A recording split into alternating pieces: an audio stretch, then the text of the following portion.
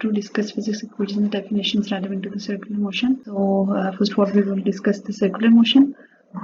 Basically, circular motion is a motion in which the body possesses the circular or rotatory motion. So first what we have to discuss about the angular displacement. Any motion that can be caused by some displacement in some time would be known as a motion. So there are certain types of motions.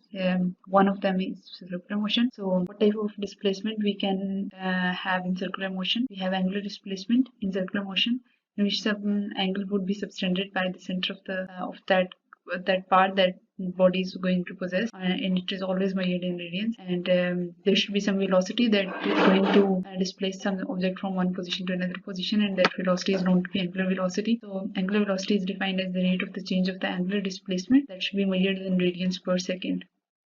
So there is you can see that there is change in units. We measured meters and centimeters and millimeters in SI unit system. So when we are going to discuss the circular motion, so we should discuss the circular units of that displacement, velocity, and acceleration. So what are the formulas that cause the circular motion? In first step, we have discussed the angular displacement. So angular displacement should be represented by theta. Theta represents the angular displacement. So theta is equal to the linear displacement per unit, the radial displacement. Angular velocity is represented by the differential change in your angular displacement. So differential change with respect to time can be written as d theta by dt, and it is always measured in radian per second. So you can also call as omega is equal to theta by t. So omega is equal to d theta by dt, and omega is equal to theta by t is the instantaneous displacement rate of change and uniform displacement rate of change. This is the only difference between two omegas. So there is putting in omega is equal to s by rt, or so s can be represented by omega r. So basically s by t is basically velocity. So s by t can be represented by velocity, and r can be written in the same position. So we can write v is equal to r omega. There is the cross multiplication of velocity.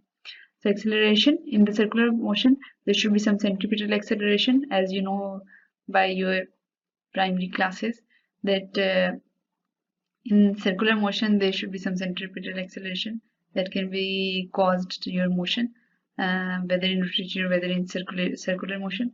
So when we replace the value of v here, that is r omega, so v square would result into r square omega square. So r would be cancelled out, so we would result into r omega square. So if I got acceleration, then there is no distinction to write force for that. We know from the Newton's second law that centripetal force can be written as m times acceleration. So acceleration would obviously be centripetal acceleration. So when I am going to multiply acceleration with the mass, so this would result to mv square over r. Again, replace the v velocity variable in circular motion, that is v is equal to r omega. So this would result into m r omega square. So we can skip these formulas because these are some application of the circular motion which I am going to discuss in my next lecture. So what I can discuss more about the body in a circular at a constant speed. Velocity is always written as rate of change of distance. So distance per unit time can be written like this. So a body which is going to cover a distance in a circle, you can see that a body is going to circularly cover a distance. So a circle which can be caused your circular motion should cover a distance that is equal to circumference of that circle, that can be represented by 2 pi r, and the time traveled by that body is capital T. So this is the body that is moving with a constant speed. So by this we can write, I have just interchanged the positions of velocity and time period. So time period which a body can be which body can have in circular motion is 2 pi r over v. So as we already know that v is equal to r omega by our previous discussion, so r by v, I can just replace the velocity r omega by here. So this would result into r by v is equal to 1 over omega. So Again, you can see that this is the time period which we have already discussed in our early classes, that time period always covers a 2 pi distance with that velocity. So 2 pi by omega is your time period. So if I know the value of time period, then I can find out the angular frequency from here. So omega is equal to 2 pi over t. Put the value of t from here to there. So we will get 2 pi f, where f is inverse or reciprocal of time period. So this is all about the physics equations and definition about the circular motion.